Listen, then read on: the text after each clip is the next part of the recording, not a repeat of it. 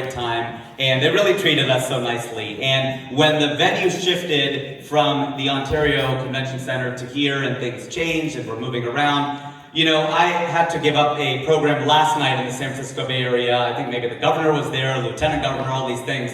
And so I had to hold my price where it was, and they came through anyway. And I thought about whether I should say that or not, but I want to say that because that's a high compliment. And a lot of the time, something will happen, and people will say, can you come on, Bud, can you work with us? You know, like that kind of thing, right? And it's like they really are people of their word. And that's a big thing in our community. So I wanted to say round of applause for this lovely couple, the entire committee for having me here on the Sunday of right after really Diwali week. So it's wonderful to be here. And big round of applause also for Shantanu Gupta. I think he was just here a minute ago. My fellow bald brother, as you pointed out, Mansi. We really enjoyed the panel as well as Bhavik. How about the songs? Right? The Garba and the bhajans, shloks, everything he did, really wonderful. I did not know there were 24,000 shloks of Ramayana, and he did a good number of them, I thought we danced around, that was amazing. Like he said, without Gujaratis, we cannot have Garba. Without Garba, then we cannot have Gujaratis. So this is really great to participate in this way, in this manner. So I'm really glad to be part of that. I actually myself was born outside of London, in Cincinnati, Ohio. It just sounds a lot more exotic if you say outside of London, right? It just sounds like it's very, you know, like posh or something like that.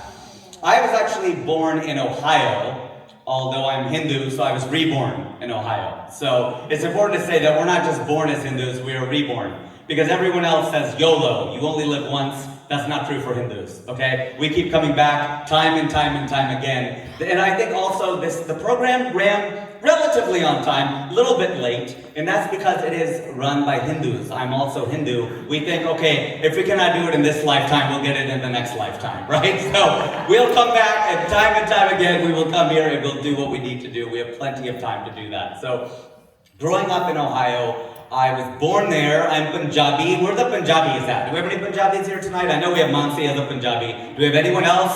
Okay, we have only one?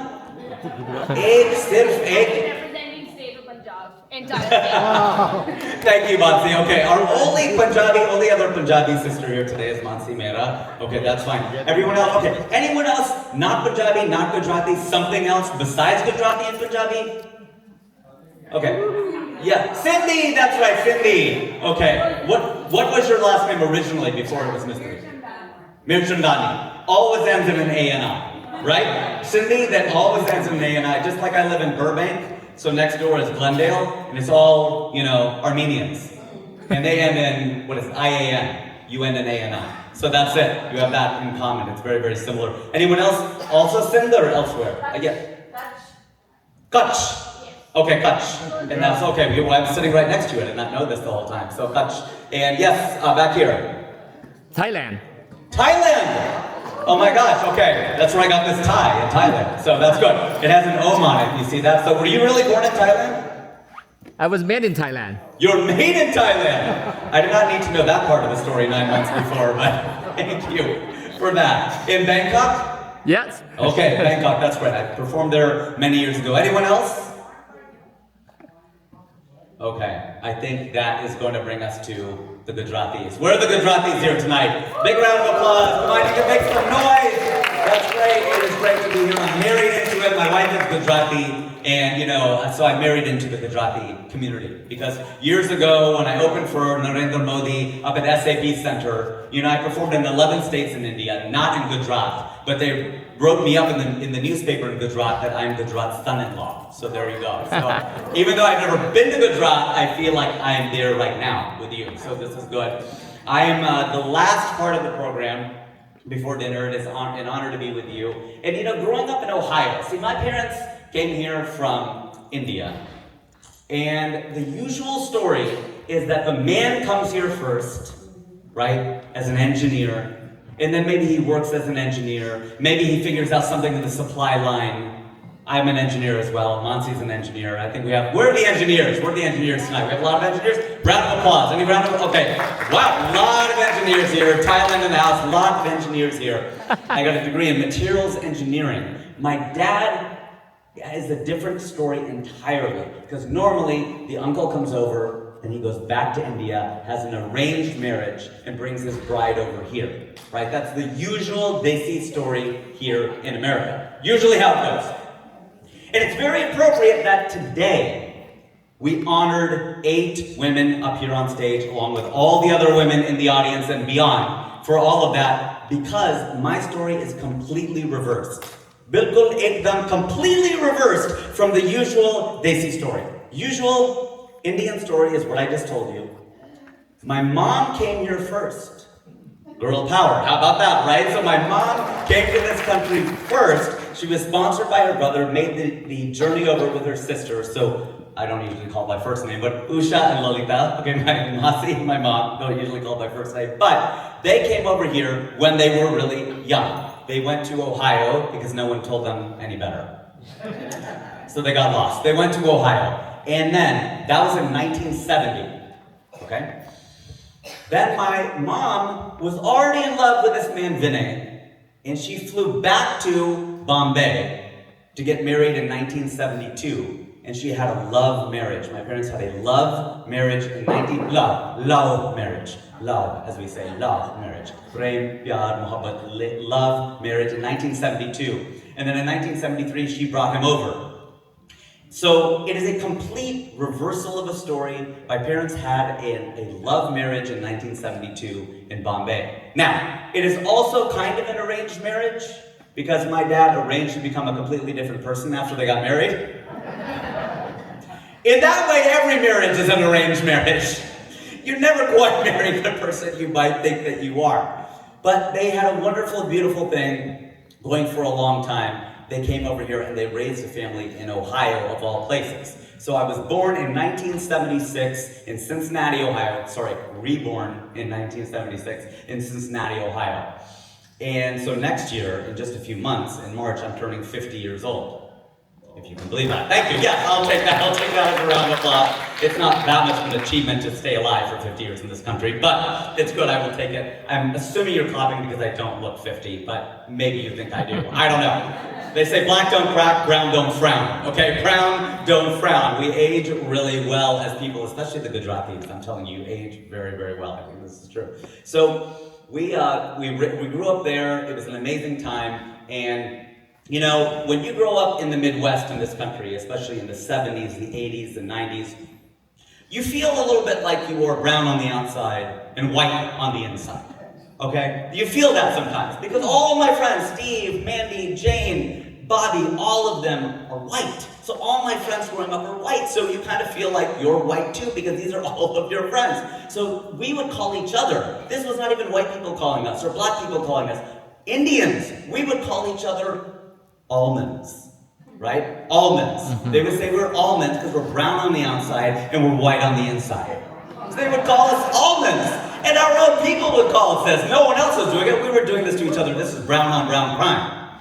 We're doing this to each other, calling each other almonds. I don't think that's offensive. I have my badam every time I go to temple. It's fine. I like my badam. Every day I have 6 little almonds. That's fine. That's my dad's tradition I'm carrying on. So that is amazing. I don't mind being called an almond. But I think there's a better word for us, and that word is coconut.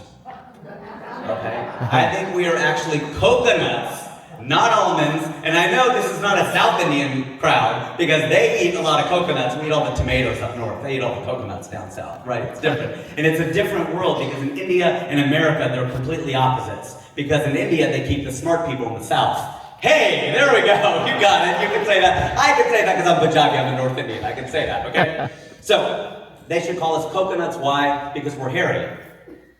Right? Coconuts are hairy. Indians are hairy. I mean, the men too. You know what I mean? So that's what I'm saying. All the women are looking at me like, dude, you don't even have any hair on your head. How can you even say that? But that's how I grew up, and I did not experience much racism at all. People have a hard time believing that, but I did not experience much racism at all growing up in Ohio. Maybe every now and then some white guy might say to me, hey, go back to India. And so I did. I did a comedy tour. That was really good advice. Like, that guy should be my agent. This is a really good idea. I'm going to do that. I'm going to tour India. This is a very good idea. But up until then, I actually went to school to be a doctor, because obviously, Right, that doesn't take any explanation because that's what you do when you're here. One of the women here talked about that, about how a lot of us go to school to be a doctor, and I was pre-med. For a couple of years I was pre-med, now I'm post-med. I just skipped the med part. That's where all the work is. All the work is during the med. I didn't do that. I went from pre-med to post-med. And that's what I do. I've been doing stand-up comedy full-time in Los Angeles for 20 years. Wow. Next year will be 20 years, if you can believe that. And I hope that round of applause is not for me, it's for you. Because I have gotten so much support from the Desi community, it has been unbelievable. It's just been amazing to do this time and time again for the Desi community and come back, and it's just been awesome. So that's okay, you can pick up your phone. It's a good reminder, actually, make sure your phones are on silent, that's important. I can't ask you to turn them off, because it's, 2025. No one's turning off their phones, but you can have them on silent. We appreciate that. So look, I actually got a degree in engineering, as I was talking about, and I remember I was really upset about this. I was so upset that I was not going to be a doctor. This goal of being a doctor was a dream. Now, it was my parents' dream, not my dream, but it was somebody's dream. They wanted me to be a doctor, and I said, okay, now I'm going to be an engineer. I'm going to switch my major. And I remember talking to a friend of mine who had been an engineer for 20 years. I said, I'm really upset. Now I'm going to be an engineer instead of a doctor. And he goes, look at it this way, Rajeev. If you're a doctor and you kill somebody, it happens right in front of you. If you're an engineer and you kill somebody, you get to read about it. So it's actually a little bit more distancing. Now, do we have any? I think we have some physicians here tonight. Do we have any doctors in the audience? Oh, of course we do. It's a round crowd. How could we not have any doctors in the audience? What kind of doctor are you, sir? I'm a kidney specialist. A kidney specialist. That is a nephrologist? Okay, see, I told you I'm post-med. I still have some of it still. So, nephrologist, that's a big job. And what else? Auntie, are you? Hey. You're a pediatrician. Okay, so I remember anyone else? Okay, pediatrician, and we have a nephrologist, we have a radiologist. You don't like people. This one, radiologist, is good. You can practice medicine, you never have to see a patient. Anesthesia. Where's the anesthesiologist? Right here, anesthesiologist, great, okay. We can put people to sleep right now with this dark room, this is good, this is already doing your job right here. And we have so many doctors, what about over here, this couple here? OBGYN, and? Allergists, never killed anybody. You never killed anybody as an allergist, that's good. Because that's all right here. If you kill somebody because they have allergies, you really messed up. That's not great. OBGYN is silent, she didn't say anything on that. So, that's the beginning of life. I haven't killed anybody either. Okay, that's good to know. This is good to know. Anyone else? Cardiologist. We're going to cover the whole body here tonight. This is amazing. Yeah, what about you? Pediatric GI. Pediatric GI. Okay. Gastrointestinal. Not government issue. Okay. That's what GI stands for, in case you were wondering. Okay. Anyone else? Do we cover it all? I think we got the whole body. Yes, ma'am. Radiologist. Do you know each other? You two, do you work together? You party together. That's good. I heard the radiologist can really party. That's good. Yeah, because the pictures, you can't make out who they are. So it's great. It's amazing. You can party anonymously. What's that? You can see us in and out. That's right. I like it. Not like the burger, but actually in and out. That's the way we do it. No internists? No internal medicine people? Okay, that's good. Everybody here is specialized. Look at this overachieving crowd. I'm amazed. That's great. Because I was doing a show and somebody said, hey, I'm internal medicine. I said, isn't it all internal medicine? All of it, unless you're a dermatologist, all of it is internal medicine. And I remember saying, sadly, because, most of your PCPs, your primary care physicians are internists, and they make the least amount of money. And I said that until a pediatrician came up to me after a show, and she goes, actually, we make less money. We make the least. I've never had anyone come up to me after a show and say, we make less money than the internists. But I said, that's only fair because your patients are... Patients are smaller, it's a smaller bill. Come on, how much could go wrong? No, seriously, it's like operation, really. It can't be that hard. I'm just kidding. That's amazing that we have so many people here. And there was a video we were going to play, but it shows that even though we're not even 1% of the population, we are now 12% of the doctors. You know that in this country, so that's amazing that we are 12% of the doctors. And now I would be remiss because we have a Gujarati crowd here. I think it's what, 55, 60% of the hotels. In the hotels, the motels, Holiday Inns, it's amazing. Y'all run a lot of these, and that's amazing. Even my wife's family ran one in Texas. So I am going to be 50. And it makes you kind of think about your whole life and how this year has gone so fast, right? Diwali has come and gone. It's amazing, right? Diwali is already over. Now we're going to be planning for Thanksgiving and Christmas. You're already seeing the commercials and all the things going on. It's unbelievable. And it feels like this year has gone faster than every year so far, right? Can you believe it's already almost November? And you think this year feels shorter than every year so far. And this is an Indian crowd. We're up for some math, right? Okay, so there's actually some mathematics to that. Because, let me give you an example. My son is 4. He's going to turn 5 next year. So this next year of his life is what? 20% of his life, right? 1 over 5, 20% of his life. Now this is going to be 1 over 50 for me. It's 2% of my life. So every year to you actually really does get shorter. And the only reason I tell you that is to depress the heck out of everybody in the room. It's just to tell you to remember to live life, because life is like, it's like when you sit down and you check for how much toilet paper is left, you know? Well, hopefully you check and then you sit down. And it's important to do it in that order. And this is an Indian crowd, so let me explain. Toilet paper is paper that goes by a toilet. Okay, we're on the same page? We know what toilet paper is? All right, good. Actually, you have good toilet paper here in the bathroom. That's good. It's not 1 ply, it's 2 ply. Nice job on that. We noticed. We noticed those things. That's good. That's pretty top shelf stuff. So you'll see that maybe you think only half of the roll is left. But then if you think about circumference and the shape of a circle, there's actually less than half left.